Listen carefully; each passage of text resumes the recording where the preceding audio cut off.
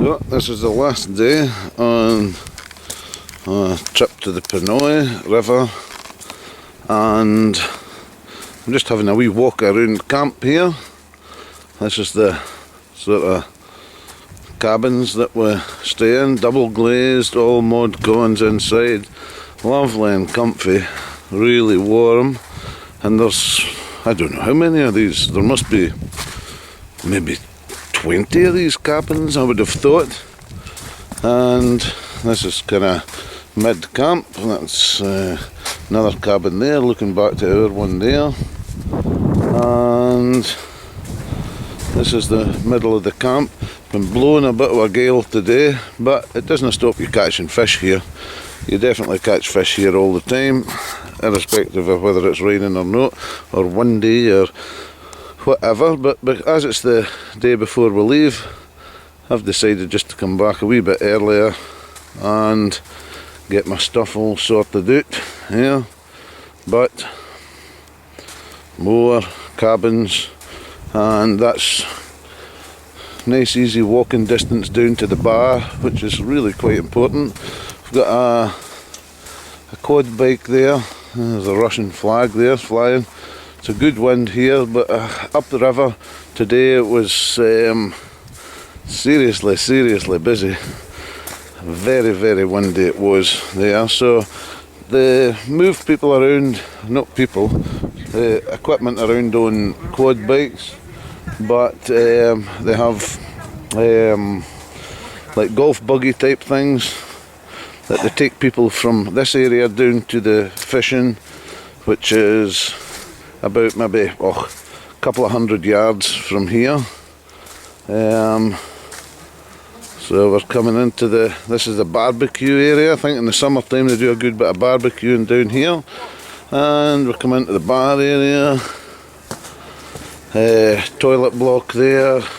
And this is for the staff quarters just here. And that's where it is. And we'll walk into the bar, and here's the dining room with a nice cosy fire always going there when you come in. That's where you have your breakfast and coffee, etc. Here, scan along the dining room up toward the bar area, which is the meeting point every night. 6 o'clock for cocktails here, and nice little canopies prior to dinner. Got a computer there for anybody that needs emails, although there is Wi-Fi here as well. It doesn't work fantastically well all the time, but it's nevertheless here. And here's the tackle shop. They've got all the bits and bobs that's required for fishing this river and fishing the particular way that they fish here. We've got some pictures of snow in the camp there. Amazing really how much snow they have. But small tackle shop, and we've got soft drinks. Certainly doesn't look like my fridge with all that soft drinks in it, but the soft drinks are on tap here. The alcohol, vodka, is on tap. You don't need to pay for any of that, and you can take your own alcohol with you. But whiskey, etc., rum, everything else you have to pay for, as you have with the beer there as well, which is on tap. And here's the map of the Ponoi River. So basically we're at the home pool here on the Ryabaga, looking straight down there. And where I've been today is at Kolovai and the hallway and the Pornash, which is a big tributary that comes in. Gold Beach is the next beat down. That's followed by Clough Creek and Hourglass. I had a lovely 20-pounder there in Hourglass the other day. Fantastic place. Falls Creek, and then Upper Tomba. We have then Lower Tomba. And that's pretty much as far as we got, although fantastic guide 1 took us down a wee bit below Lower Tomba and to a place called Helicopter Bay, I think it was. But I had a few nice fish wading there. People think that this is just a river that's for boating, but in actual fact you could wade this. But one other thing about this river that I've seen is it is the most amazing sea trout river. Absolutely incredible. I would reckon that in my first couple of days that personally I would have caught maybe 30 sea trout. Here's another nice touch here. It's the photos of the staff that work here with their names on all the photographs all the way across there. That means that for guys like myself who are a wee bit short in the memory, I've no idea why, but maybe something to do with having 1 or 2 drams early on when I was a bit young. And then each one of the guests that come in have their photograph taken and they're put up by the staff there. And we can see old Muggins here and Richard, who really enjoyed his company in the boat this week. And really good crack. We've got Timo, Pablo, John, Jane and Max, the head guide there. Great guy, very knowledgeable. Andy's there as well, Andy Britton and Osamu, and a pair of cockney guys, you know, up here. They're like Del Boy, these two, yeah. They like a bit of crack, you know. But great guys, fantastic guys actually, John and Rob. And Wolfgang, first met him on the Alta. Great crack. So that's the dining room, bar area. So I'm going to walk across here now to past the staff quarters, kitchens, etc. We'll just take a wee walk down to the sauna. Oh, fabulous! After a long day in the river, and your muscles are aching a little, you can go and have a massage. You can book a massage from the masseur who's in camp. That was almost a wee slip and flying on my back because I'm walking in my Crocs here. But we're walking down towards the sauna, which is just a little down here. So it's basically 2 minutes walk. That's the sauna there. 2 minutes walk from the cabins, and the sauna is known as the banya. So the banya is the sauna. How are you getting on, Loon? Good? Yeah. Yes. Banya is open. Ah, yeah. Good man. Yes, we'll go and have it. We'll go and have one in a minute.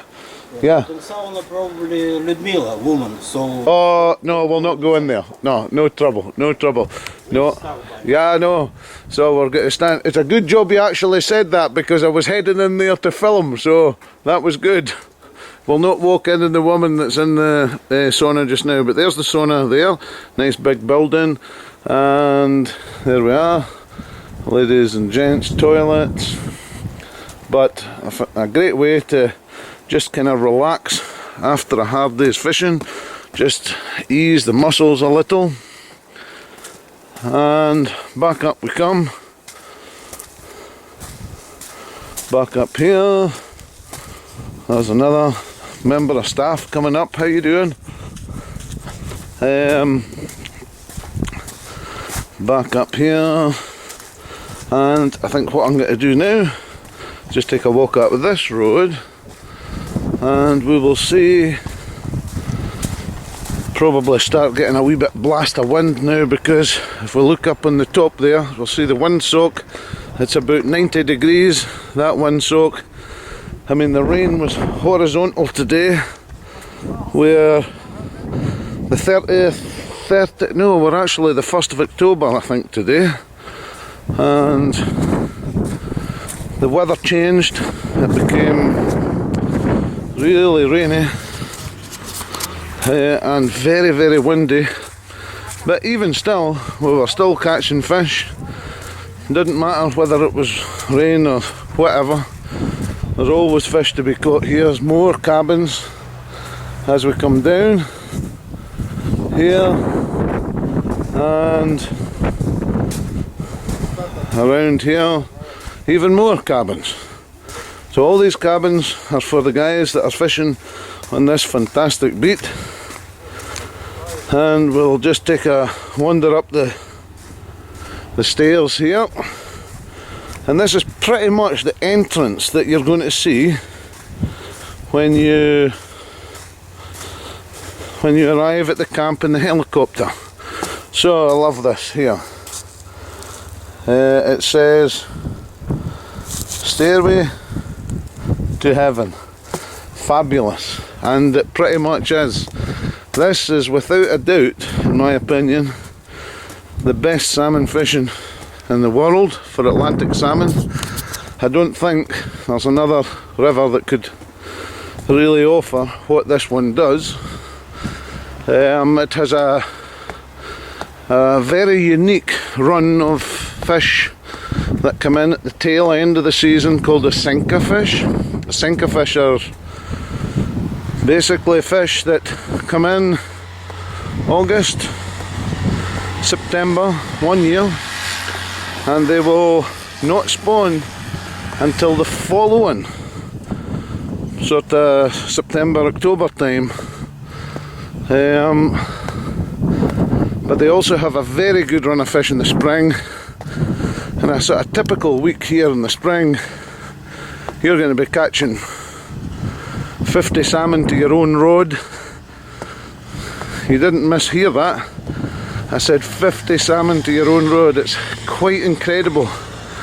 Even at this time of the year, we found it a little hard going this week, but still I've managed to catch 25 salmon for my week and 25 crackers.